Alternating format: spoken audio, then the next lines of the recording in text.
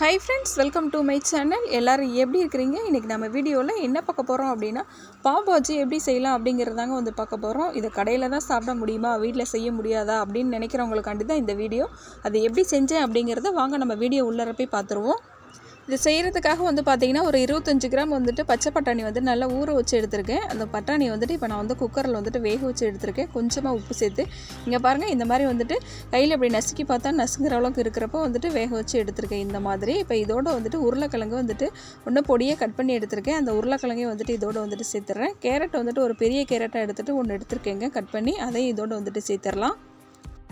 லைட்டா கொஞ்சமா உப்பு போட்டுட்டு இதை வந்துட்டு வேக வச்சு எடுத்துட்டு வந்துடலாம். இது எல்லாமே நல்லா வேகிற அளவுக்கு. இதோட நீங்கள் வந்து இன்னும் காலிஃப்ளவர் கூட வந்துட்டு சேர்த்துடலாங்க. அது வந்து இன்னும் கூட கொஞ்சம் நல்லாயிருக்கும். ஆனால் நான் இன்றைக்கி காலிஃப்ளவர் எதுவும் சேர்க்கல. இப்போ இது நல்லா வந்து வெந்துட்டு இருக்க சமயத்தில் நம்ம வந்து இது வந்து தாளிப்பை கொடுத்துருவோம். இந்த மாதிரி கடாயை சூடு பண்ணிவிட்டு அதில் வந்துட்டு ஒரு 3 டீஸ்பூன் அளவுக்கு பட்டர் இதோட வந்துட்டு சேர்த்துக்கோங்க. பட்டர் நல்லா வந்துட்டு மெல்ட் ஆகணும். அடுப்பை வந்துட்டு சிம்மில் வச்சுக்கோங்க. நம்ம வந்து அடுத்தது மிளகாத்தூள் சேர்க்க போகிறோம். அதனால் வந்துட்டு பட்டரும் வந்துட்டு மெல்ட் ஆகிறதுக்கு அடுப்பு சிம்மில் தான் இருக்கணும். நம்ம மிளகாத்தூள் சேர்க்குறப்ப அடுப்பு வந்துட்டு சிம்மில் தாங்க இருக்கணும். இப்போ 1 டீஸ்பூன் அளவுக்கு மிளகாத்தூள் இதோட வந்துட்டு சேர்த்துருக்குறேன். அதே அளவு மல்லித்தூள் வந்துட்டு பார்த்தீங்கன்னா 1 ஸ்பூன் அளவுக்கு எடுத்துருக்கேன். அதையும் வந்துட்டு இதோட சேர்த்துக்கிறேன்.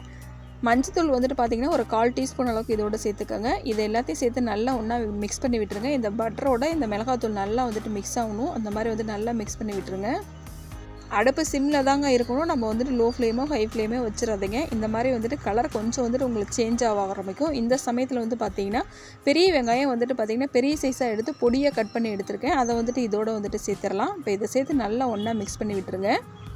நம்ம வெங்காயம் சேர்த்ததுக்கப்புறம் வந்து பார்த்திங்கன்னா இதை நல்லா 1 நிமிஷம் வந்துட்டு மிக்ஸ் பண்ணி விட்டுருங்க. நல்லா 1 நிமிஷம் இது நல்லா வதங்கணுங்க. நல்லா வதங்கினதுக்கப்புறம் வந்து பார்த்திங்கன்னா கலரே கொஞ்சம் வந்து சேஞ்ச் ஆக ஆரம்பிச்சிருக்கும். இந்த சமயத்தில் வந்து பார்த்திங்கன்னா ஒரு 1/2 டம்ளர் அளவுக்கு தண்ணி ஊற்றிக்கோங்க. தண்ணி ஊற்றிட்டு இந்த வெங்காயத்தோடு நல்லா மிக்ஸ் பண்ணி விட்டுருங்க.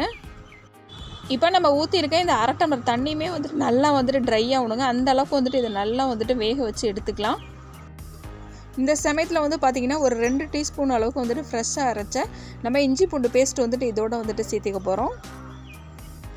நம்ம வெங்காயம் ரொம்ப மிக்ஸ் ஆகி வதங்குறதுக்குள்ளாரவே வந்துட்டு பார்த்திங்கன்னா தண்ணி சேர்த்துட்டோம் அப்படின்னு வந்து நினைக்காதீங்க. ஏன்னா வந்துட்டு இது நல்லா வந்துட்டு வேக வைக்க போகிறோம். வேக வைக்கிறதுலே அதோட பச்சை ஸ்மெல் எல்லாமே வந்துட்டு போயிருங்க. அதனால் வந்துட்டு இது நல்லா அந்த தண்ணி வந்துட்டு ஃபுல்லாக ட்ரை ஆகிற அளவுக்கு இந்த மாதிரி வந்துட்டு நல்லா வதக்கி விட்டுக்கோங்க.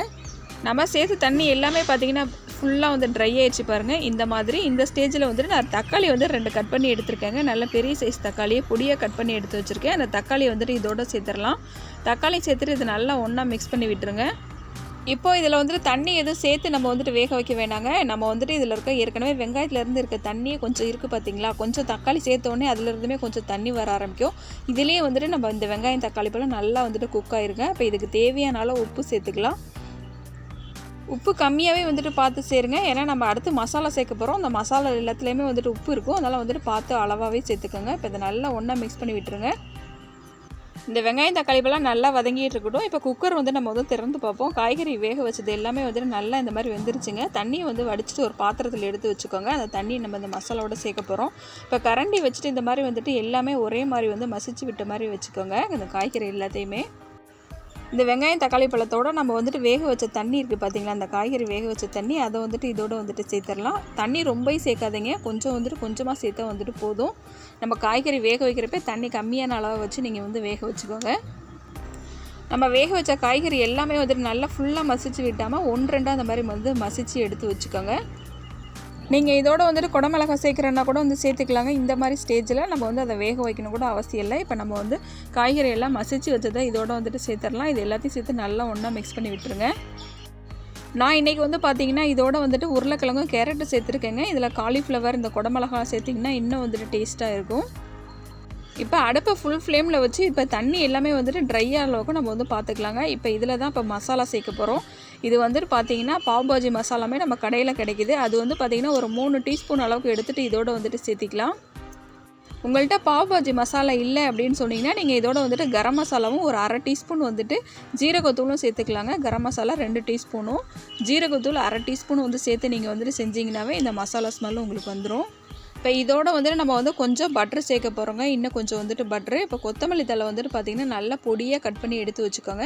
சும்மா ஒரு கைப்பிடி அளவுக்கு அந்த கொத்தமல்லி தழையை வந்துட்டு இதோட தூவிடலாம். இந்த மசாலாவுக்கு வந்துட்டு எவ்வளோ கொத்தமல்லி போடுறீங்களோ அவ்வளோ வந்து டேஸ்ட்டாக இருக்குங்க.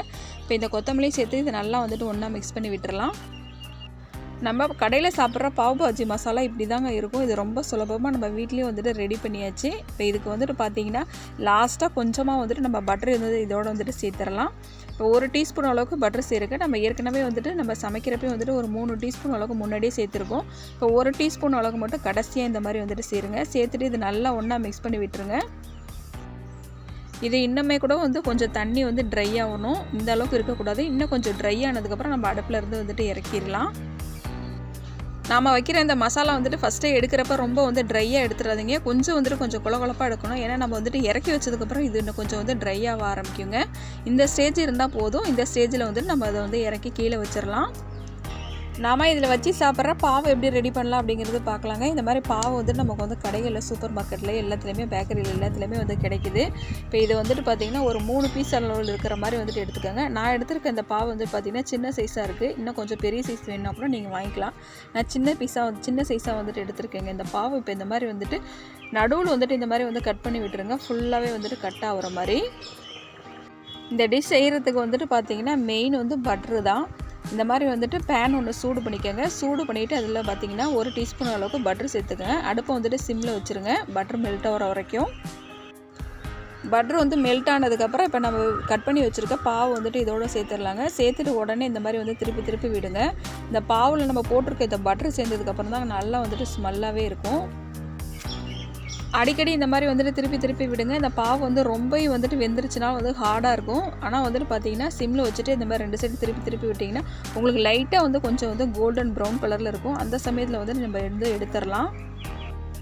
நம்ம ரெடி பண்ண இந்த பாவை பாருங்கள், லைட்டாக வந்துட்டு கோல்டன் ப்ரௌன் கலர் வந்துருச்சு. இப்போ இது நம்ம வந்து எடுத்து பிளேட்டுக்கு வந்துட்டு மாற்றி எடுத்து வச்சிடலாம். கடையில் வந்துட்டு பார்த்திங்கன்னா நம்ம ரெடி பண்ண பாவோட நடுவில் வந்துட்டு நம்ம ரெடி பண்ணி வச்சுருக்கிற இந்த பாவ் பாஜி மசாலா வச்சு தருவாங்க. ஆனால் நான் இன்றைக்கி வெறும் பாவு மட்டும்தான் வச்சு உங்கள்கிட்ட காட்டுறேன். இந்த பிளேட்டோட வந்துட்டு சைடில் வந்து பார்த்திங்கன்னா நம்ம ரெடி பண்ணி வச்சுருக்க பாவ் பாஜி மசாலா வந்துட்டு இதோட வந்துட்டு சேர்த்துடலாங்க. இப்போ பெரிய வெங்காயம் வந்து பார்த்திங்கன்னா நல்லா ரவுண்ட் சைஸாக 2 பீஸ் வந்து கட் பண்ணி எடுத்து வச்சுக்கோங்க. கொத்தமல்லி தழை வந்துட்டு கொஞ்சமாக இதோட வந்துட்டு மேலே வந்துட்டு தூவி விட்டுக்கலாம். நம்ம ரெடி பண்ணி வச்சுருக்கிற நம்ம வந்துட்டு வெங்காயத்தை 2 பீஸையும் வந்துட்டு சைடில் இந்த மாதிரி வந்து கட் பண்ணி வச்சுருங்க. இதோட வந்துட்டு பார்த்திங்கன்னா ஒரு 1/4 லெமன் வந்துட்டு எடுத்து இந்த மாதிரி வந்துட்டு வச்சுருக்கேன். வேணால் வந்துட்டு புளிப்பு சும்மா வேணால் அதை புளிஞ்சு சாப்பிட்டுக்கலாம். 2 தக்காளி பழம் வந்துட்டு சைடில் இந்த மாதிரி வந்து வச்சுருங்க. அவ்வளோதாங்க, நம்மளோட இந்த பாவ் பாஜி மசாலா வந்து ரெடி ஆயிடுச்சு.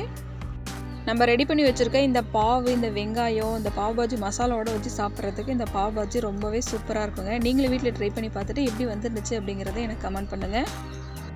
நீங்கள் இப்போ தான் நம்ம சேனலை ஃபஸ்ட் டைமாக பார்க்குறவங்களா இருந்தால் சேனலை சப்ஸ்கிரைப் பண்ணிக்கோங்க. அதில் ஆளுங்கிற ஒரு பெல் சிம்பிள் இருக்கும், அதை கிளிக் பண்ணிக்கோங்க. அப்போ தாங்க நான் போடுற ஒவ்வொரு வீடியோவும் உங்களுக்கு நோட்டிஃபிகேஷனாக வரும். ஓகே ஃப்ரெண்ட்ஸ், நெக்ஸ்ட் வீடியோவில் மீட் பண்ணுவோம். தேங்க்ஸ் ஃபார் வாட்சிங்.